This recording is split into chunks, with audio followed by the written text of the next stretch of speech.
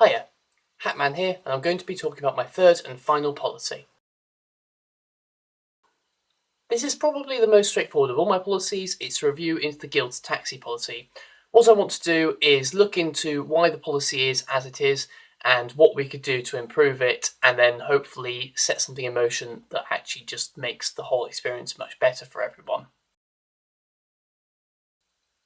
In 2.5 years of being at university, I've heard a lot of things being said about the local taxi firms, and I've experienced them myself. And a lot of the time, it's not good stuff. We're very reliant on having the firms there, particularly if we're going for nights out, but also if we can't get somewhere due to the trains or the buses.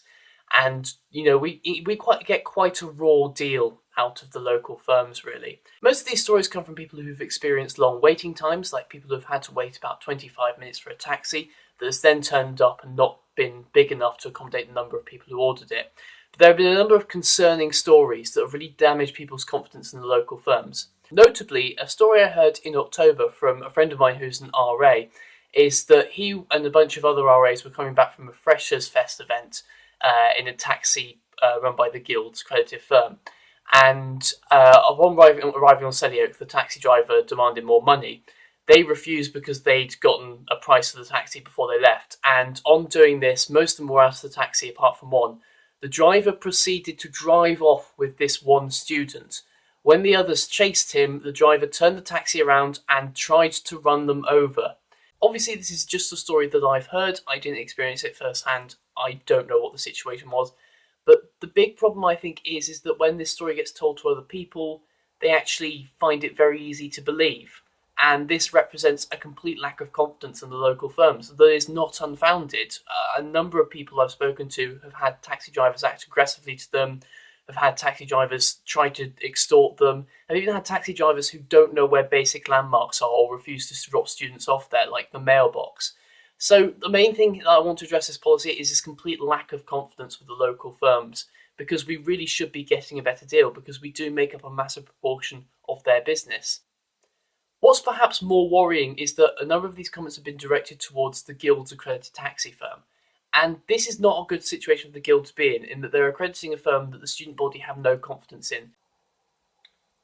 This not only represents a lack of confidence in this firm, but it also shows the Guild in a pretty poor light, because we shouldn't really be accrediting a firm that people are saying isn't up to scratch. The point of the Guild of Students is that we are giving people the best possible experience living in Birmingham. And this policy is really trying to address this.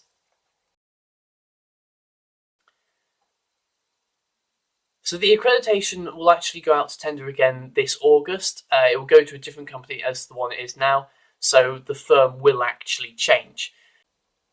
However, I think the wider policy needs to be different in the way that the Guild structures this accreditation, as I feel the Guild needs to be in a position where it can hold firms accountable, and if it feels that a firm that it's previously accredited is not up to scratch, needs to be able to say to students that they should use other firms, because at the moment the situation is not good and we do not want a repeat of that.